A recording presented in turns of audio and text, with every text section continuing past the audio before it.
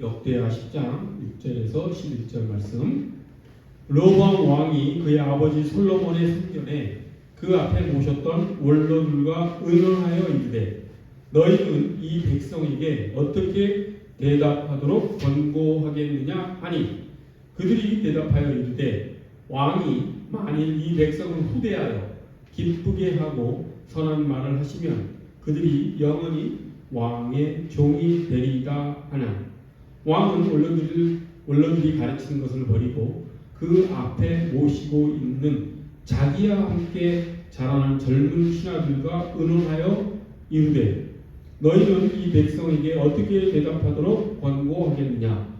백성이 내게 말하기를 왕의 아버지께서 우리에게 매운 멍에를 가볍게 하라 하였느니라 하니 함께 자라난 젊은 신하들이 함께 말하여 이르되 이 백성들이 왕께 아뢰기를 왕의 아버지께서 우리의 멍에를 무겁게 하였으나 왕은 우리를 위하여 가볍게 하라 하였은즉 왕은 대답하시기를 내 새끼 손가락이 내 아버지의 허리보다 굵으니.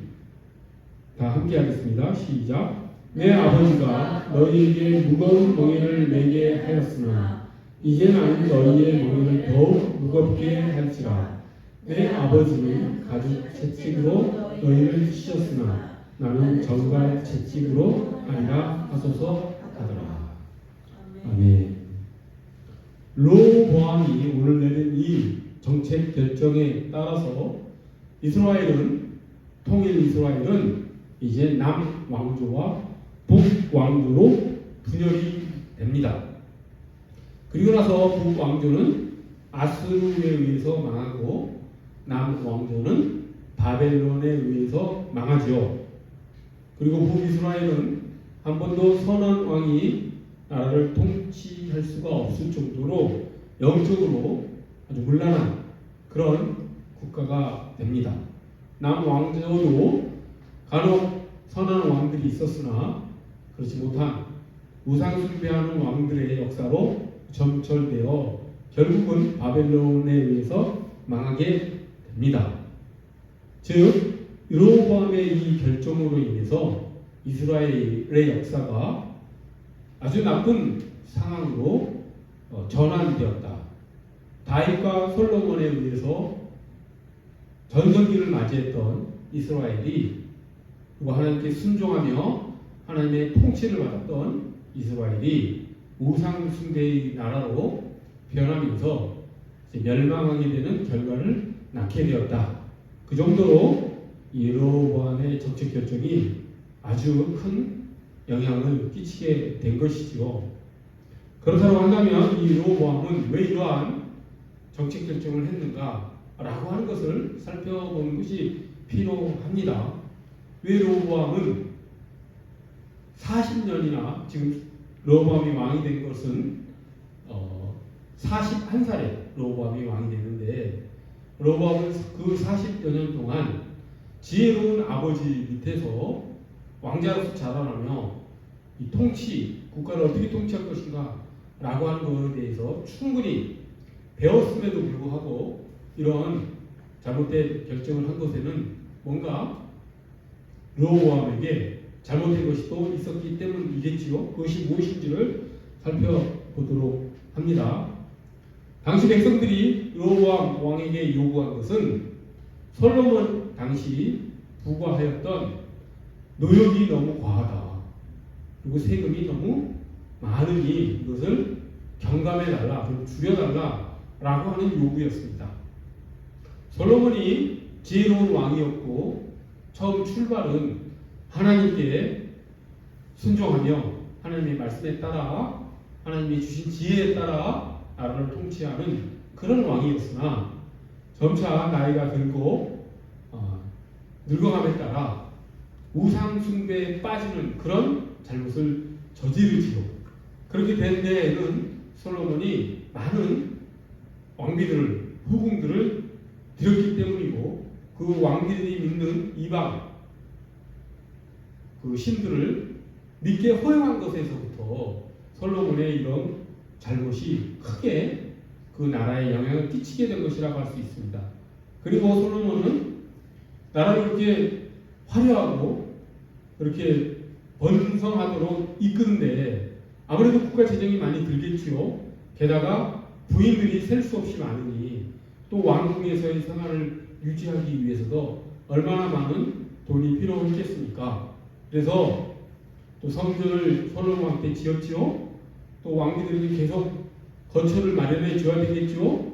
또 왕자랑 공주들을 계속 태어나겠지요. 그러면 계속해서 왕궁을 지어야 되겠지요.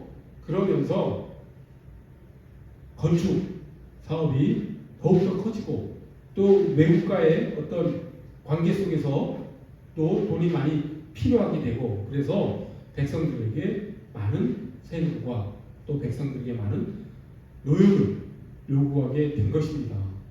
그래서 솔로몬이 왕으로 있었을 때는 백성들이 그 솔로몬의 그 화려했던 그 전성기 때의 그 통치를 기억하면서 그 통치에 어쩌지 못하는 그런 측면이 있었지만 솔로몬이 죽고 나자 이제 서론 왕이 즉위하자 이때가 그 백성들의 고역을 좀 줄이는 기회가 되지 않을까라고 해서 백성들이 왕에게 와서 노역과 세금을 줄여 주십사고 하는 그 르호보암에게 요청을 한 것이지요. 그때 르호보암이 어떤 결정을 내립니까? 르호보암이 아주 신중하게 접근하는 것 같습니다. 먼저는 나이 많은 솔로몬과 함께 나라를 통치했던 그런 관리들의 말을 먼저 듣습니다. 그래서 그 나이 많은 그 관리들은 르호보암에게 충고를 어떻게 합니까? 만일 왕이 백성을 후대하여 기쁘게 하고 선한 말을 하시며 그들이 영원히 왕이 종이 되리이다.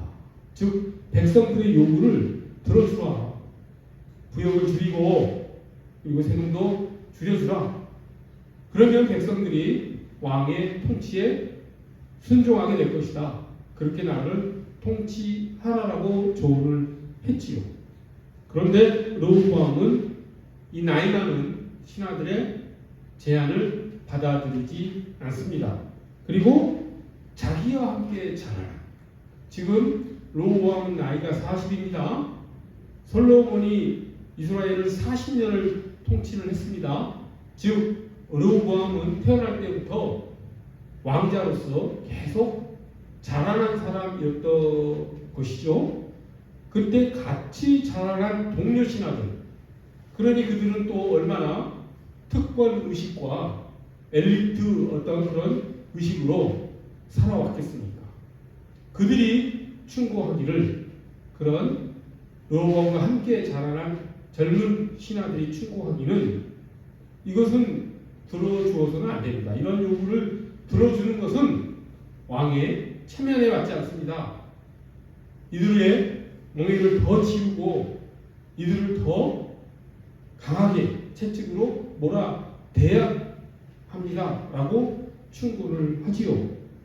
그래서 르호보암이 백성들에게 무엇이라고 합니까? 내 아버지가 너희에게 무거운 멍에를 내게 하였으나 이제 나는 너희의 멍에를 더욱 무겁게 할지다. 이렇게 얘기하죠. 내 아버지가 가죽 채찍으로 너희를 치셨으나 나는 정갈 채찍으로 그렇게 치리다. 이렇게 이야기를 합니다. 강경책으로 백성들의 요구를 묵살하고 더욱 엄하게, 더욱 강하게 백성들을 통치하는 정책을 쓴 것이죠.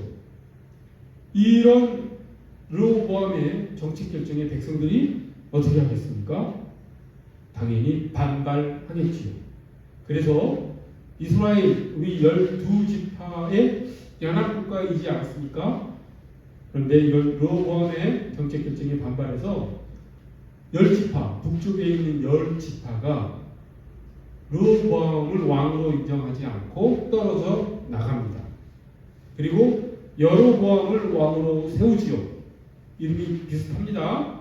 솔로몬의 아들로서 새로 왕이 된 사람의 이름은 르호보암. 새로 북이스라엘 10지파를 이끌게 된 새로운 왕은 또 여로보암, 이름이 비슷합니다. 르호보암, 여로보암.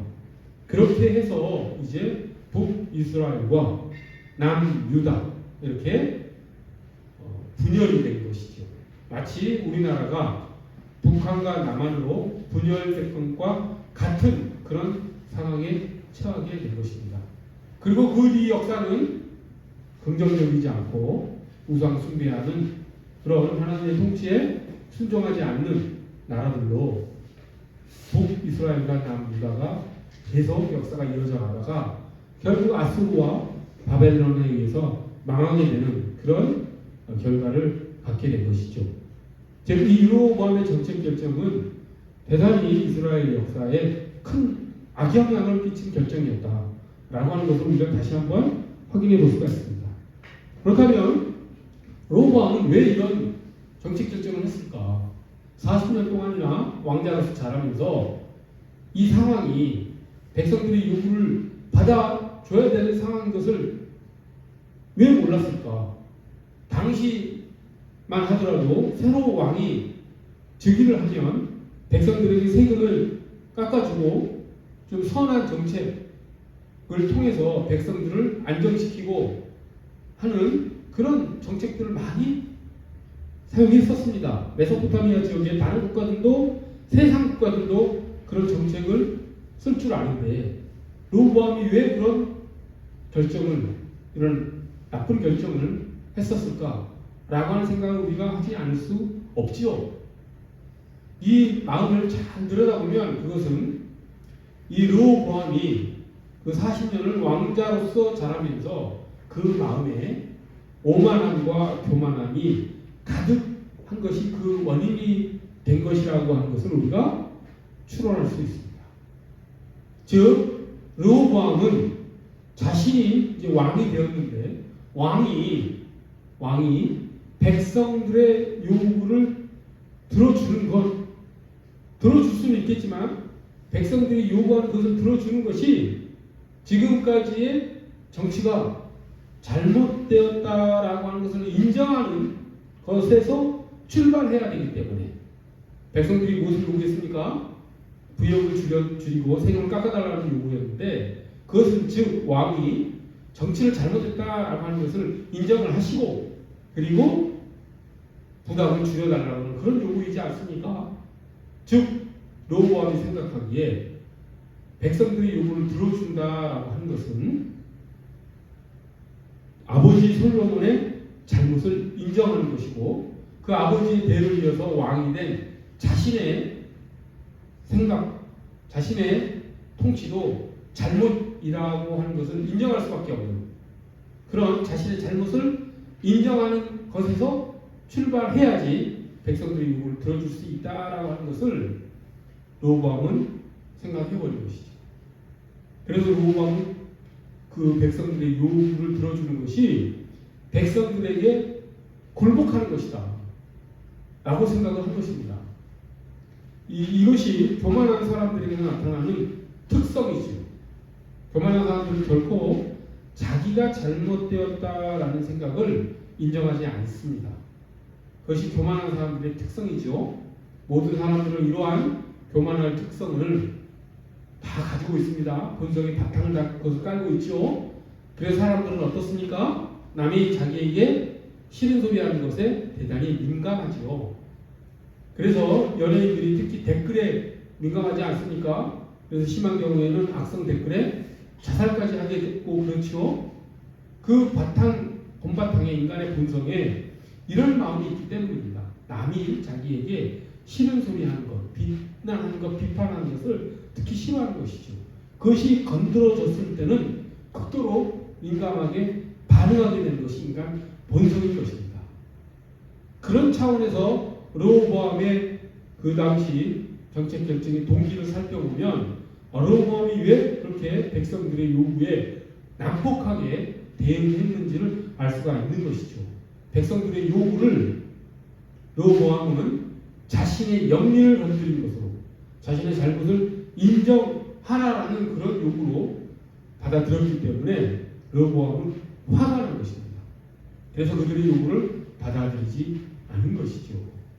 만약에 백성들이 먼저 르호보암에게 나와서 세금을 깎아주세요, 부역을 줄여주세요 이렇게 요구하지 않고 먼저 르호보암이 정책 판단을, 재정의 상황을, 그리고 백성들의 삶을 잘 살펴보고 이런 경우에 국가가 오히려 그 재정을 충분히 확보하지 못할 수도 있겠다, 백성들의 삶이 너무 피폐하다, 그러니 좀 세금을 줄여주고 다시 이런 조세제도를 개혁해야겠다라고 하는 그 주도권을 만약에 르호보암이 먼저 했었더라면 르호보암은 아마 백성들의 부역을 깎아주고 그리고 세금도 줄여줬을 것입니다.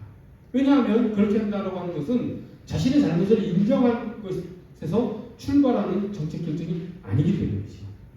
하지만 출발이 백성들의 요구에 르호보암이 그것에 굴복을 해서 자기가 정책 결정을 한다라고 하는 것은 자기의 잘못을 인정하는 것이다. 왕으로서 자신의 권위, 권력이 이것은 훼손되는 것이다 라고 판단을 하게 된 것이죠. 그렇기 때문에 백성들의 요구를 받아들이지 않고 자신들과 함께 자라난 젊은 엘리트 관료들의 요구를 받아들여 왕이라고 한다면 백성들의 말에 굴복하는 것이 아니라 백성들을 왕의 권력으로, 왕의 권세로서 굴복시켜야 된다라고 하는 그런 태도. 사내 대장부가 어찌 나약하게 백성들에게 굴복하겠나? 사내 대장부라면, 왕이라면 백성들에게 명령을 내려 그들을 순종하게 해야 된다. 그들의 충성을 나의 능력으로, 나의 힘으로 얻어내야 된다라고 생각을 했던 것이죠. 노인들, 나이든 신하들은 그렇게 한 것이 아니죠.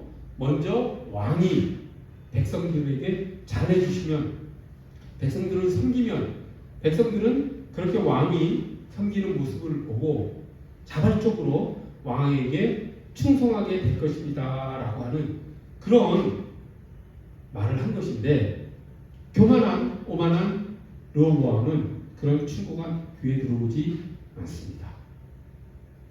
자, 이렇게 르호보암의 오만한, 교만한 본성으로 인해서 이스라엘에 씻을 수 없는 그런 나쁜 선례를 남기게 되었고, 이로 인해서 이스라엘의 역사는 우상 숭배의 길로 빠르게 접어들게 되었다는 것. 자, 이 역사적 사실을 통해서 우리는 이제 무엇을 생각할 수 있어야 되냐면, 우리도 이 르호보암의 마음과 동일한 마음을 가지고 있는 그런 부족하고 연약한 존재라고 하는 것, 그것을 우리가 성찰할 줄 알아야 된다라고 하는 것이죠. 사람은 누구나 비난받기, 비판받기를 싫어하는 본성이 있지 않습니까? 그로 인해서 르호보암이 그런 잘못된 정책 결정을 하는 것처럼 우리도 우리의 삶에서 우리의 그러한 악한 본성, 아담과 하와가 타락한 이후에 우리의 본성이 또한 악해지면서 우리가 가지고 있는 그 죄성, 그 악한 본성으로 인해서 우리도 살아가면서 르호보암과 같은 잘못된 선택, 결정을 하며 살아가는 존재들이라고 하는 것이죠. 그래서 예수님께서는 이러한 인간의 본성을 잘 아시고 통찰하시고 우리에게 어떤 교훈을 주셨습니까? 산상수훈에서 말씀하셨죠. 비판하지 말라라고 얘기하지 않으셨습니까? 너희 눈에 들보를 먼저 생각하라. 남의 눈에 티끌을 생각하는 것이 아니라. 그래서 비판하는 삶을 살지 말라. 이렇게 말씀하셨죠. 남을 비판하기에 앞서서 자신의 잘못을 먼저 생각하는 삶을 살아라 라고 우리에게 말씀해 주신 이유도 이런 악한 우리의 본성에 대한 예수님의 통찰에 기인한 것이라고 하는 것. 우리가 선한 삶을 살기 위해서 하나님께서 우리에게 허락하신 삶을 순종하며 살기 위해서는 이 말씀에 순종해야 된다라고 하는 것이죠. 르호보암의 그 정책 결정과는 다른 그것을 반면 교사로 삼아서 내 안에 있는 그 교만함을 누르고 나를 부인하고 자기를 부인하고 하나님께 주시는 말씀에 따라서 순종하며 살아야 된다라고 하는 것이 우리가 이 로보암 오늘 본문의 이야기를 통해서 우리가 받아야 될 하나님의 메시지인 것입니다. 이것은 또한 이 로보암의 이야기는 단순히 이런 개인적인 삶에서의 잘못된 어떤 의사결정뿐만 아니라 사람들이 믿지 않는 사람들이 세상 사람들이 예수 그리스도가 제시하신 복음에 순종하지 않는 이유와도 정확하게 일치를 합니다. 왜 세상 사람들이 복음을 믿지 않을까요? 왜 세상 사람들이 예수님을 예수 그리스도로 인정하지 않겠습니까? 그 이유는 르호보암이 이런 잘못된 정책 결정을 한 것과 동일한 마음가짐 때문이라고 하는 것이죠. 예수님께서 이 땅에 오셔서 공생애를 시작하시면서 뭐라고 먼저 말씀하셨습니까? 예수님이 오시기 전에 세례 요한이 예수님의 길, 메시아의 길을 얘기하기 위해서 외쳤던 메시지가 무엇입니까? 회개하라라고 하는 것이었죠. 예수님도 공생애를 시작하시면서 회개하라라고 말씀하신 것이죠. 회개하라고 하는 것이 무엇일까?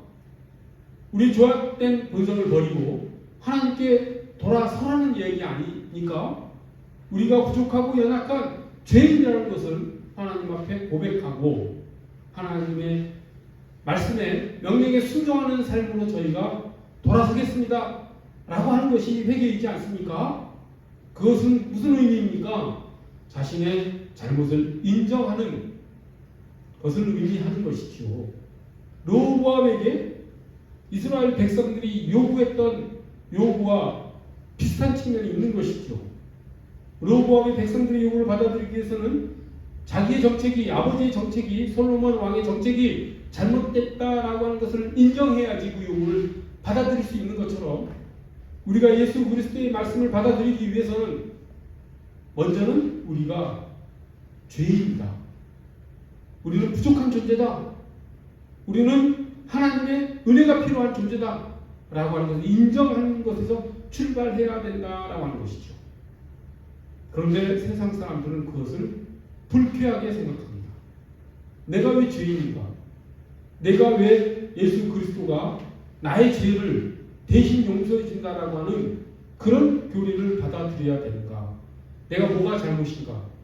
이런 생각을 하면서 복음을 받아들이지 않는 것이죠. 예수님을 믿기 위해서는 제일 먼저 출발해야 될 것이 내 자신의 비참한 상태를 인정해야 되는데 세상 사람들은 그것을 인정하지 않습니다. 그렇기 때문에 복음을 받아들이지 않는 것이죠. 르호보암의 마음과 정확하게 일치를 합니다. 그만큼 르호보암의 그 잘못된 정책 결정을 한 마음의 동기는 인간의 마음 깊이 있는 그런 아주 뿌리 깊은 그런 죄성이라고 하는 것을 우리가 깨달을 수 있는 것이죠. 그리고 또 세상 사람들이 왜 복음을 받아들이지 않습니까? 자신이 죄인이라고 하는 것, 회개의 메시지에 반응하지 않는 것이 첫 번째 이유였었죠. 자신의 잘못을 인정하지 않는 것이 첫 번째 이유라고 했었죠. 두 번째 이유는 복음은 은혜의 소식이기 때문에 그렇습니다. 세상 사람들은 은혜라는 단어를 들으면 기분 나빠합니다. 왜 그러냐면 은혜는 값없이 주시는 무조건적인 하나님의 사랑이지 않습니까? 즉 무엇을 잘해서 주는 상이 아니라 하나님의 사랑으로 인해 일방적으로 선물처럼 주어지는 것이 은혜인데 세상 사람들은 그 은혜 받기를 싫어하는 것이죠. 기분 나빠하는 것이죠. 왜?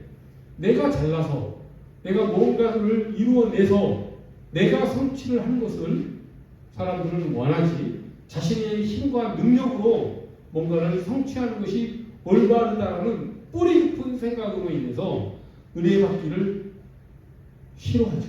그걸 거부합니다. 인간은 자기의 힘과 능력을 믿고 살고 싶어하는 그런 생각으로 살아가는 것이죠. 세상 사람들은 그렇게 태어나서 그렇게 죽습니다. 하지만 기독교는 그것을 포기하라고 이야기를 하지요. 우리의 힘과 능력으로는 안 된다 라고 하는 것을 인정을 하고 하나님이 값없이 주시는 선물을 받아들이라. 우리는 죄인이지만 예수 그리스도께서 우리를 대신하여 우리의 죄를 담당하시고 우리가 받아야 될 형벌을 대신 지셨으니 그 은혜를 받아들여 하나님 나라에 들어오라 라고 하는 그 초청을 받아들이지 않습니다.